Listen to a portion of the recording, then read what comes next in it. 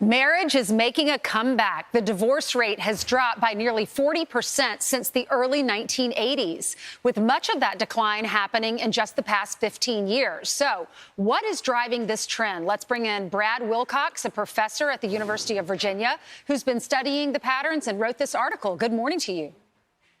Good morning, Ainsley. Good morning. So why do you think, in your studies, why is marriage making a comeback? This is great news.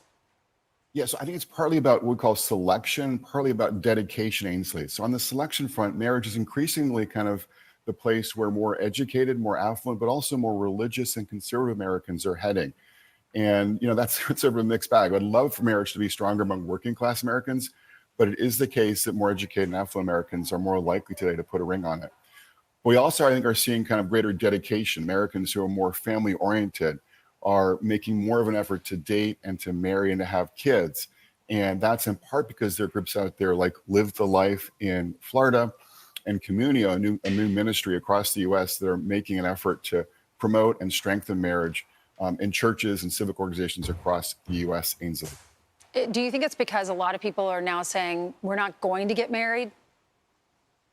So that's part of it. Yeah. So people are kind of steering clear of marriage. That's particularly true for liberal and working class and more secular young adults. They're especially likely to be steering clear of marriage. But for Americans, again, who are more religious and more conservative and who have more resources, they are much more likely today to kind of put a ring on it. How does this affect the children? I know in 2012, children living with married families, it was at 64%. And in 2024, it went up 2% to 66%. Yeah, so kids who are raised by their own married parents are more likely to do well in school. They're less likely to be depressed. And the boys are much less likely to get in trouble with the law. So it's obviously good news for our kids that more of our children across the U.S. are being raised by their own married moms and dads. What have you found when it comes to upper income families versus lower income families? So again, a majority of upper income Americans today are married, and only a minority of lower income Americans are married. So there's this big class divide that we're seeing kind of play out in American family life today. That's sort of the bad news behind the good news that I'm conveying to you today.